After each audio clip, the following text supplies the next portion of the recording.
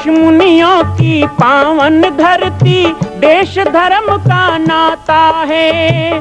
कहते सारे लोग यही हैं, गो हमारी माता है। जाग उठो ओ भारतवासी, जाग उठो ओ भारतवासी, गो पर छुरियां चलती हैं। बंद करो गो माँ की हत्या, सारी जनता कहती है। बंद करो गो माँ की हत्या, सारी जनता कहती है।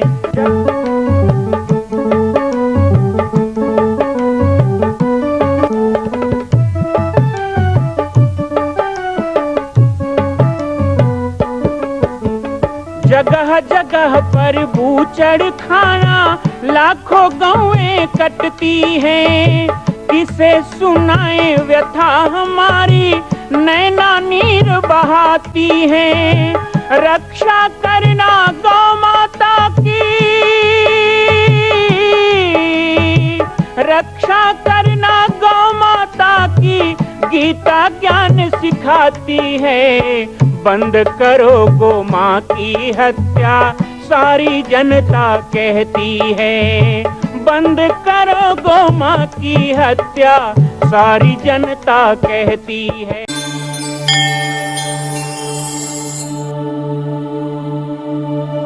सिया राम, जय गो माता, जय गोपाल। स्वागत है एक बार पुनः आज बाबा जी की पाती कार्यक्रम में। हम आपके साथ लगातार जुड़े हुए हैं। श्री पाटेश्वर संस्कार वाहिनी के बारे में बड़ी जिज्ञासा है। पाटेश्वर संस्कार वाहिनी का एक और उद्देश्य है सुरक्षा। समाज को कैसे सुरक्षा दिया जाए। धर्म की रक्षा हम करेंगे तो धर्म हमारी रक्षा करेगा। धर्मो रक्षति रक्षितः। तो धर्म की रक्षा के लिए क्या ऐसा हम उपाय करें। आज देखिए, शास्त्रों की चर्चा करते करते हमने शस्त्र रखना ही छोड़ दिया, जबकि कहा गया है कि बिना शस्त्र के वीर की शोभा नहीं। कई लोग कहते हैं कि हमारा आचरण ही हमारा शस्त्र है। जब शेर आपके पीछे पड़ेगा तो आपके पास विनय भाव हो तो हाथ जोड़ने से शेर नहीं रोकेगा। उसके लिए तो आपको शस्त्र की आवश्यकता पड़ेगी, कम से कम उसे भयभीत करने के लिए। पाटेश्वर संस्कार वाहिनी के द्वारा युवाओं को कई प्रकार के प्रशिक्षण दिए जाएंगे, जिसमें आजीविका का साधन होगा, जिसमें विभिन्न प्रकार के कंप्यूटर प्रशिक्षण हो गया, नृत्य गायन वादन का प्रशिक्षण हो गया। लेकिन इसके साथ साथ हम चाहते हैं कि युवा वर्ग को लाठी चालन, कराटे, कुश्ती, दंगल, हर प्रकार का प्रशिक्षण दिया जाए। यहां तक हमारी बहनों को भी लाठी चालन वगैरह सिखाया जाए और बाद में शस्त्र चालन सिखाया जाए और सभी को शस्त्र दीक्षा में पारंगत करें। हमारे संस्कार वाहिनी के प्रत्येक परिवार में पूजा स्थान पर एक तलवार होना आवश्यक है, एक त्रिशूल होना आवश्यक है। हम नहीं कहते कि आप शस्त्र चलाइए, लेकिन शस्त्र को रख करके उसकी पूजा करिए, ताकि आपको और आपके आने वाली पीढ़ी को पता रहे कि हम शस्त्रधारी लोग हैं, हम कायर नहीं, हम वीरों की संतान हैं। और आवश्यकता पड़ने पर शस्त्र पूजन और शस्त्र प्रदर्शन भी करना पड़े तो उसके लिए हमें तैयार रहना होगा। आइए, शास्त्रों की चर्चा भी हम सुनते रहें तो मन पवित्र होगा। गो भक्तमाल कथा का श्रवण करते हैं। ऋषियों की भी सेवा, ये ब्राह्मण हैं, ऋषि हैं, संत हैं, इनकी सेवा भी बिना गाय के आप करेंगे। सुखदेव जी के संबंध में लिखा है कि किसी गृहस्थ के द्वार पर नहीं जाते हैं, क्योंकि उनको कोई जरूरत नहीं, आत्माराम आप्त काम पूर्ण काम है। कथनचित किसी गृहस्थ के द्वार पर जावें भी तो उतनी देर ठहरते हैं जितनी देर में गाय का दूध काढ़ा जाए, गाय की धार कढ़े, उतनी देर तक। इसका मतलब है कि उसी के घर जाते जिसके घर पर गाय बंधी हो। गाय ना होगी तो सुखदेव जी कैसे जाएंगे। महाराज जी जिनसे हमें चतुर्थाश्रम की दीक्षा प्राप्त हुई, श्री पहाड़ी बाबा सरकार बहुत शौचाचार संपन्न महापुरुष थे और उनकी रहनी के रूप में 100 वर्ष पहले साधु कैसे रहते होंगे उसका दर्शन होता था। धर्म सम्राट पूज्यपाद स्वामी श्री कृपात्री जी महाराज के वे ऐसा समझें कि अभिन्न सखा थे। जब स्वामी जी पूर्ण रीति से अंतर्मुख यति के जीवन को व्यतीत करते थे, उस समय वे खाक चौक में ही विराजते। महाराज जी से बड़ा भारी प्रेम था उनका। तो महाराज जी ने सन 42 में अन्न खाना छोड़ा, उसका भी इतिहास है।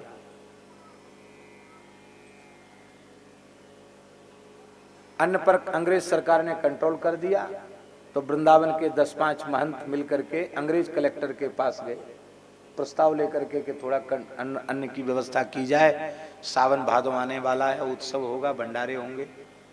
तो अंग्रेज कलेक्टर बोला, जो गोली खाएगा वो गेहूं खाएगा, जो गेहूं खाएगा वो गोली खाएगा, कह के भीतर चला गया। इसका मतलब है तुम हट्टे कट्टे जवान साधु अन्न मांगने आए हो, यदि अन्न खाना है तो फौज में भर्ती हो जाओ। जो गेहूं खाएगा वो गोली खाएगा, और जो गोली खाएगा वो गेहूं खाएगा। तुम लोगों के लिए गेहूं नहीं। महाराज जी कहते इतनी गिलानी हुई, बताओ घर द्वार छोड़े साधु बने और अंग्रेज के पास अन्न मांगने गए हैं। दास मलूका यों कहें सबके दाता राम, और हम अंग्रेज के पास मांगने गए। बड़ी भारी गिलानी हुई, हाथ में जल लेकर संकल्प किया, आज से पाव भर से अधिक सामग्री अपने पेट के भीतर नहीं जाने दूंगा, और आज से अन्न का त्याग कर। अन्न नहीं लिया फिर उन्होंने अपने जीवन।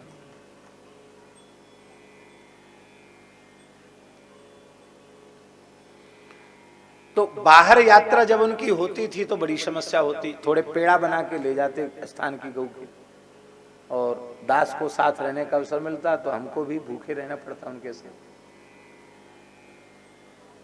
तो देखते कि ज्यादा भूख लगी तो एक पेड़ा दे देते, बोले पानी पी। एक पेड़ा दिया झोली से निकाल के, बोले पानी पी लो, जल पी लो। जल भी नल का तो जल छूते नहीं थे, यहां से कमंडल में जो जल है उसी का प्रयोग उनको होता था। तो ये जो नासिक कुंभ अब आने वाला है, इसके 2 कुंभ पहली बात है, माने ये तीसरा कुंभ होगा, ऐसा समझिए। तो महाराज जी नासिक में विराजे, और उसके बाद श्री भीम शंकर, घुसमेश्वर आदि जो वहाँ के दर्शनीय स्थल हैं, वहाँ दर्शन करने गए। हम भी महाराज के साथ थे।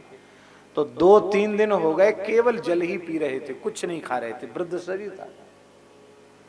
तो हमने महाराज जी को कहा कि महाराज जी कुछ फलाहार ले लीजिए। फल उनको अनुकूल नहीं पड़ते थे, कफ हो जाता था। तो बोले कहीं गाय मिलेगी तो, देशी गाय मिलेगी तो दूध लेंगे। तो एक रोड के सहारे एक खेत था, वृक्ष लगा था, कुआं था, ट्यूबवेल चल रहा था कुएं में, और सुंदर महाराष्ट्र की देसी नस्ल की सुंदर गाय वहां थी। महाराज बोले गाड़ी रोको, यहीं बैठेंगे। वहां बैठे, कुआं का जल मिल गया उनके कमंडल में भरने के लिए, वहीं हाथ पैर धोए, जल पिया, जल भर लिया, और उसने बड़े प्रेम से गाय का दूध धो करके, धारोष्ण दूध, महाराज जी को पिलाया, हमको भी मिला। साथ में कुछ भगत थे, उनको भी बोले देखो हम हैं साधु, हम लोग तो भिक्षा लेने का हम लोगों का अधिकार है, हम लोग तो पचा जाएंगे, पर तुम लोग किसान का मुफ्त में दूध पियोगे तो सबका पेट कट जाएगा, इसलिए सब पैसा दो। बोला महाराज मैं पैसा नहीं लूंगा। तब महाराज ने कहा गो सेवा में ही लगा देना है इसको। तो हमारे मन में महाराज जी स्मरण आता है कि बड़े बड़े लोग आग्रह करते थे कि एक बार उनके चरण पड़ जाएं, वो नहीं जाते थे। केवल गाय के कारण उस अपरिचित कृषक के यहाँ पहुंच गए और उसके आतिथ्य को उन्होंने प्रेम से स्वीकार किया, और उस परिवार के जितने सदस्य थे सबके सिर पे हाथ धर के आशीर्वाद भी दिया, नहीं किसी को छूते ही नहीं थे, केवल गाय की सेवा देखकर प्रसन्न हो गए। ऋषियों का सत्कार, ऋषियों की सेवा, संतों की, ब्राह्मणों की सेवा भी बिना गव्य पदार्थों के संभव नहीं है, भगवान की सेवा भी संभव नहीं है। इसलिए सबका मूल, देवताओं का मूल, ऋषियों का मूल, पितरों का मूल, वैदिक सदाचार का मूल गाय है। इसलिए एक गाय की सुरक्षा होने से संपूर्ण सनातन धर्म सुरक्षित हो जाएगा, और एक गाय के नष्ट होने से सब कुछ नष्ट हो जाएगा। आचार्य चरण ने हम सबको निर्देश दिया, गोविर विप्रैश्च वेदैश्च सतीभिः सत्यवादिभिः अलुब्धैर दानशीलैश्च सप्तभिर धार्यते मही। ये स्कंद पुराण के माहेश्वर खंड में ये श्लोक आया है। वहां भगवान शंकर इसका उपदेश कर रहे हैं। गोभी विप्रैश्च वेदैश्च सतीभिः सत्यवादिभिः अलुब्धैः दानशीलैश्च सप्तभिर धार्यते मयि। इन सातों के द्वारा पृथ्वी धारण की जा रही है, इनके ऊपर धरती टिकी है। पर महाराज जी विचार करने पर यह बात स्पष्ट होती है कि इन सातों में पहला ही मुख्य है। बहुत संक्षेप में हम इसका भाव कह रहे हैं। गोभी विप्रैश्च, देखिए गायों के नष्ट होने से ब्राह्मण नष्ट हुआ। आज लोग बताते हैं कि 8 करोड़ से ऊपर ब्राह्मण हैं इस समय देश में। मुगल काल में विप्रत्व नष्ट नहीं हुआ, तोप से बांधकर वेद पाठी ब्राह्मण उड़ा दिए गए। इस्लाम स्वीकार नहीं किया, शिखा सूत्र का त्याग उन्होंने नहीं किया, वैदिक धर्म का त्याग उन्होंने नहीं किया, मृत्यु को स्वीकार कर लिया। ब्रह्मत्व का लोप नहीं हुआ। आज प्रसन्नता पूर्वक ब्राह्मण चुटिया कटा रहे हैं, जनेऊ नहीं पहन रहे हैं, संध्या की बात तो कोसों दूर चली गई। ये ब्राह्मणत्व का क्षरण क्यों हुआ, ह्रास क्यों हुआ? मुगल काल में यदा कदा सनातन धर्मियों को नीचा दिखाने की दृष्टि से गोवध किया जाता था। कट्टी घर नहीं थे उस जमाने में, कत्लखाने नहीं थे मुगल काल में। इसके बाद अंग्रेजी शासन आया, वे गोमांस भक्षी थे। गोमांस भक्षियों को हम यहां की धरती पर नहीं रहने देंगे, इसीलिए स्वतंत्रता की आवश्यकता हुई। स्वतंत्रता की आवश्यकता का अनुभव हुआ। पर उस काल में भी इतना अधिक गोवध नहीं होता था जितना अधिक संख्या में गोवध स्वतंत्रता के बाद के वर्षों में हुआ है। हम तो बार बार कहते महाराज जी, इन गोरे अंग्रेजों से ये काले अंग्रेज बहुत आगे निकल गए, और आज उसी का दुष्परिणाम है जो समाज पतन के गर्त की ओर जा रहा है। चारित्रिक पतन हो रहा है देश का।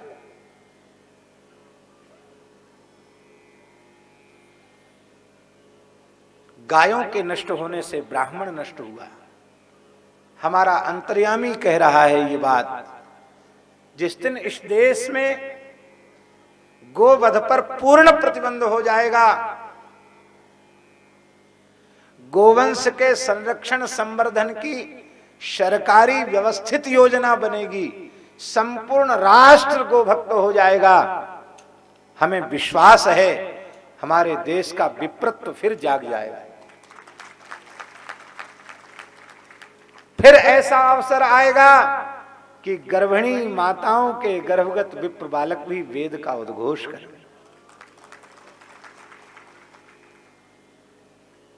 एक जगह हमसे लोग बोले कि आप कथा में ब्राह्मणों की बात ज्यादा क्यों करते हैं। एक जगह हमसे पूछा, महाराज तो सबको एक करने की बात लोग कहते हैं, आप तो जब देखो तब घुमा फिरा के गौ और ब्राह्मण की बात कहते हो, क्या बात है? बहुत ध्यान से सुने, हमारा कोई दुराग्रह नहीं, हम अपने विचार आप पर थोप नहीं रहे हैं, लेकिन यह बात पक्की है, ब्राह्मणत्व के सुरक्षित होने से ही क्षत्रियत्व सुरक्षित होगा।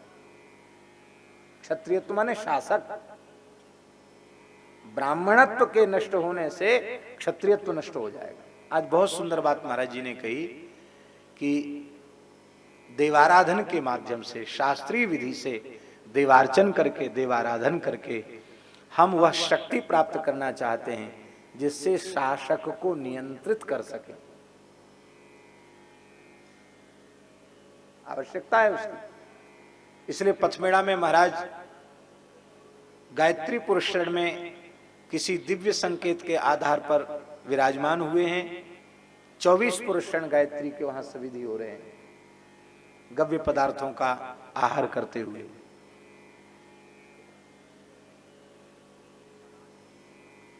गायों के नष्ट होने से ब्राह्मण नष्ट हुआ। ब्राह्मण माने जाति नहीं, ब्राह्मणत्व तो नष्ट हो गया, धर्म नष्ट हो गया। और ब्राह्मण के नष्ट होने से वेद नष्ट हो गया। वेद कहां रहेगा?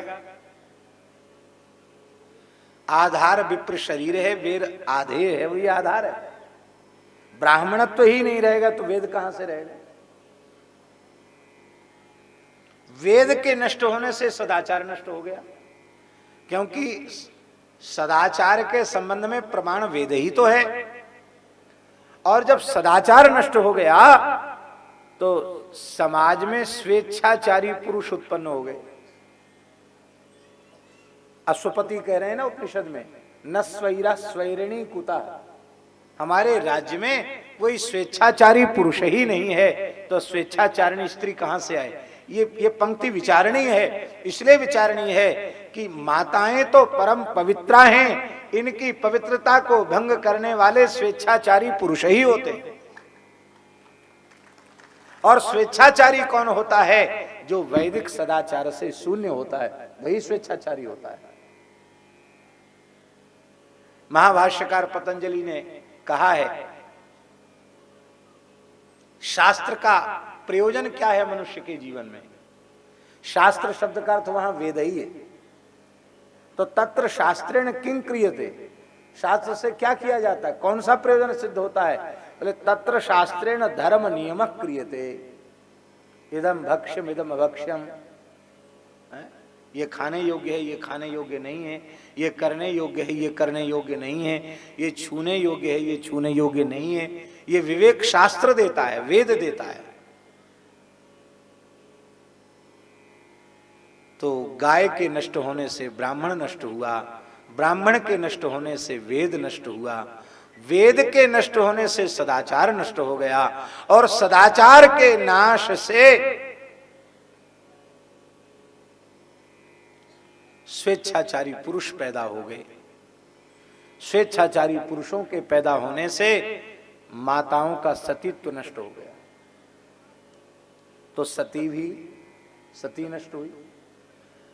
ये सत्यवादी पुरुष, लोभ रहित पुरुष, दानशील पुरुष, हमारी भाषा आप सब समझ रहे हैं कि नहीं?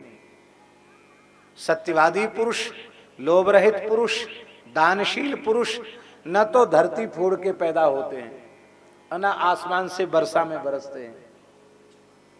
ये किसी न किसी सती साध्वी पतिव्रता पतिपरायणा किसी कुल वधू के गर्भ से ही जन्म ग्रहण करते हैं।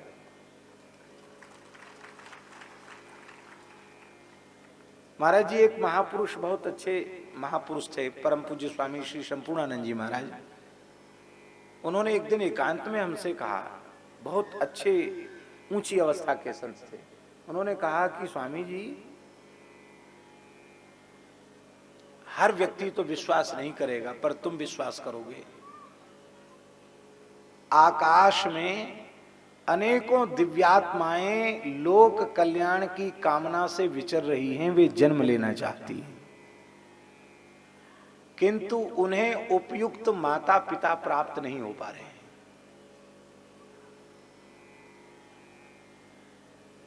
विचार करके देख लो, आज के 50-60 साल पहले जिन महापुरुषों का, संतों का हमने दर्शन किया, वैसे आज मिलना कठिन है।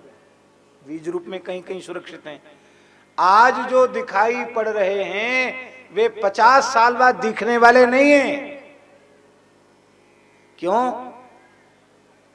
हमारे पिता माता के जैसे पवित्र संस्कार थे, वैसे पवित्र संस्कार हमारे नहीं हैं, और जो हमारे हैं वो हमारे आने वाली आगे संतान के नहीं है। तो ये महापुरुष कहां से जन्म लेंगे?